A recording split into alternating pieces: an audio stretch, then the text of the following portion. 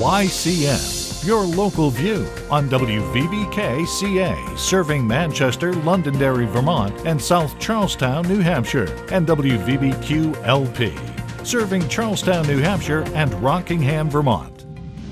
Coming up tonight on your YCN News, a Hurricane Sandy update on our recovery and aid from the federal government in Vermont and New Hampshire.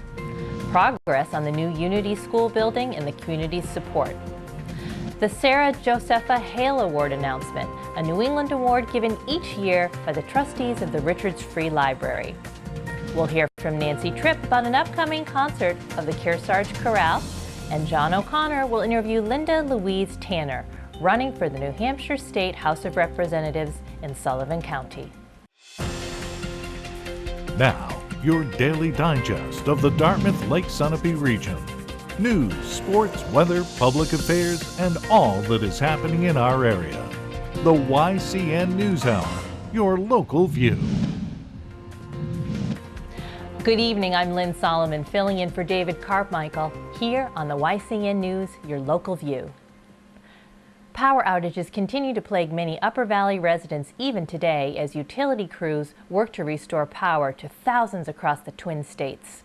A new release distributed by New Hampshire state officials at 3 p.m. yesterday said utility outages totaled approximately 137,500, down from the more than 210,000 at the peak. Most power restoration work is expected to be done by Friday or Saturday. A news release from New Hampshire noted that this storm was the fourth worst in terms of the number of power outages. The others were an ice storm in December 2008, a windstorm in February 2010, and a snowstorm in October 2011. President Obama granted Governor John Lynch's request for a statewide emergency declaration for direct federal assistance to the state in response to damage caused by the high winds and heavy rains from Hurricane Sandy. The President's emergency declaration will make direct federal assistance available for impacted communities in all 10 counties in New Hampshire. A Vermont man has been accused of throwing a bottle at a state trooper and injuring him in a scuffle at a gas station. Police said 30-year-old Travis Duffy of Springfield entered the Springfield Mobile store and asked to use the phone Tuesday night. He was told store policy doesn't allow it. Police said Duffy became upset and told clerks to call the police.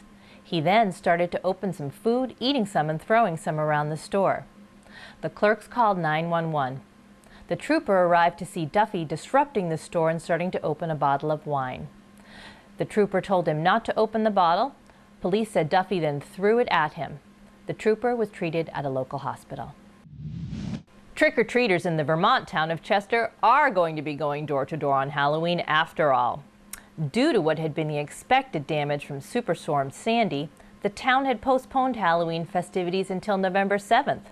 So after what the town describes as a high volume of complaints, officials changed their mind about postponing Halloween.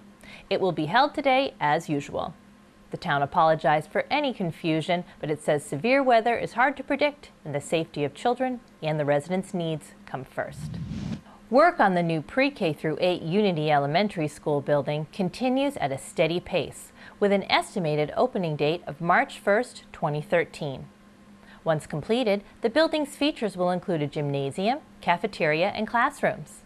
An updated library media center will also be incorporated in the new building, thanks to a $50,000 donation by a donor who chooses to remain anonymous.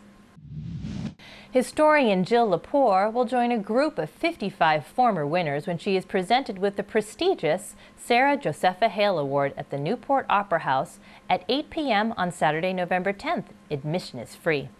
The award, presented since 1956, is a New England honor given by the trustees of the Richards Free Library, Newport, in recognition of a distinguished body of work in the field of literature and letters. Named for Josepha Hale, the award honors the contribution of one of America's most powerful women of the 19th century. The initial Josepha Hale Award went to Robert Frost in 1956. Local children's writer and illustrator Tommy DePola was honored with the award in 2007.